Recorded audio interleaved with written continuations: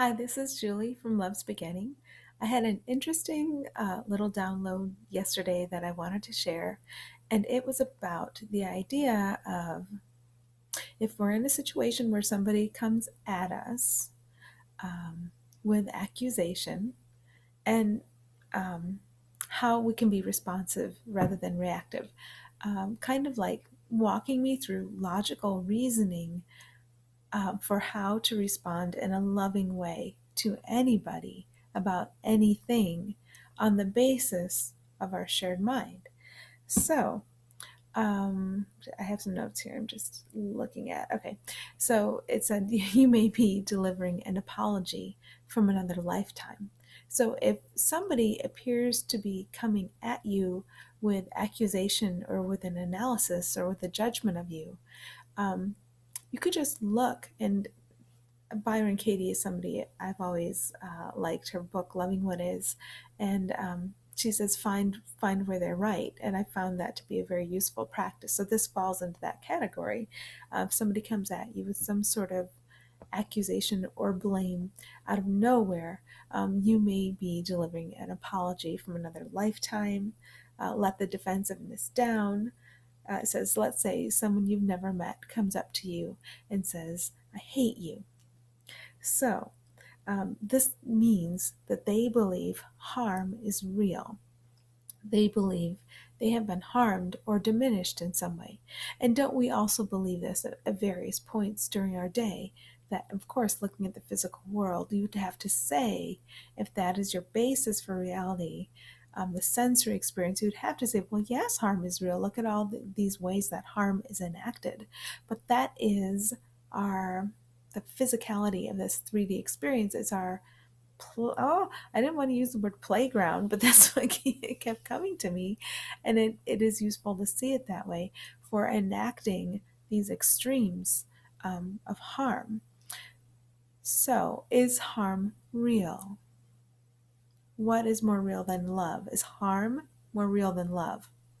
Or does love allow you, the being of light, to have a chosen experience where you descend into this physical body and appear to be contained within it, and then you can enact anything at all dualistically within a range of what's considered good or bad, and it's considered to be your separate act. You can't have that experience, um, that this particular experience of density and intensity anywhere else. So yes, it is a playground, but to look at harm and then say playground in the same breath, that can be a little bit difficult. So we have to have compassion there. But if someone is coming to you saying those words, I don't even want to say the H word, but they're saying, go ahead, say it. Say hate. Are you going to give a word more power than love? No, that would be silly. So don't worry about it. So if somebody comes to you and says, I hate you, they are believing that harm is real. And you can have a lot of compassion for that, because there are certainly moments in our day when we're believing harm is real, we're projecting that out into our experience collectively. We're still actively doing this, but we're waking up from it. So, how to respond to somebody who's coming to you in this way? And when people are coming to you in this way, they're asking for forgiveness and healing, and they're giving you an opportunity to forgive yourself. So, what I received was, I understand. I apologize for the ways I've harmed you. Well, who is this I, and who is the other person?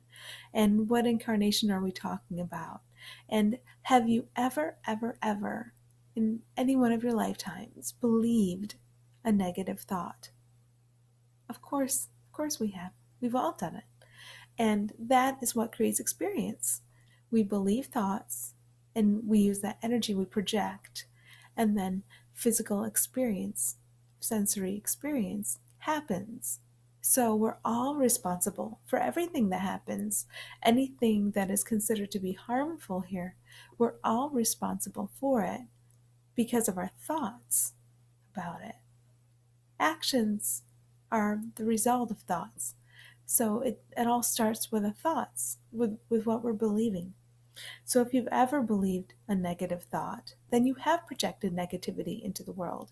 And what they've experienced as harm, um, you are responsible for. So are they. They might not know that.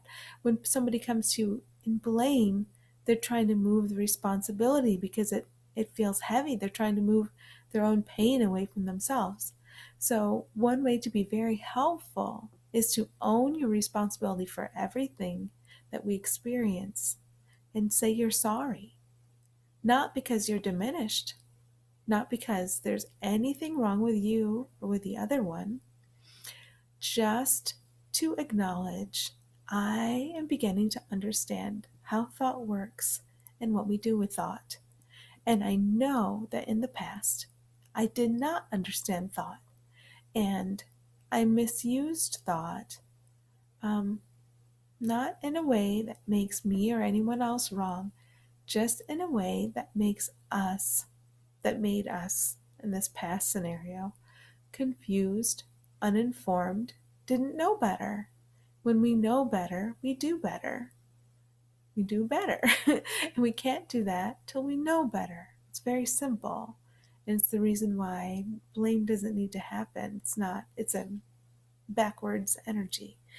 Um, so every mind has participated in the making of harm within the illusion. And it's okay to take responsibility for that. It's always okay to say, you're sorry. If you've never believed a negative thought in this incarnation, then in another one you did. So you can still say you're sorry. And if you can't think of anything in particular, I'm sorry I bumped into you. I'm sorry I stole your boyfriend. I'm sorry I crashed into your car. If you can't think of a particular just say, I'm sorry for the ways I've harmed you. And I care, and let's move forward together. Is there anything you want from me? Is there anything I can do to help you? That's compassion. That's being with each other. That's acknowledging what's real and what's not real. So I hope this helps you. I wonder what's coming my way if I got that download. If something does, I will let you know. Thanks.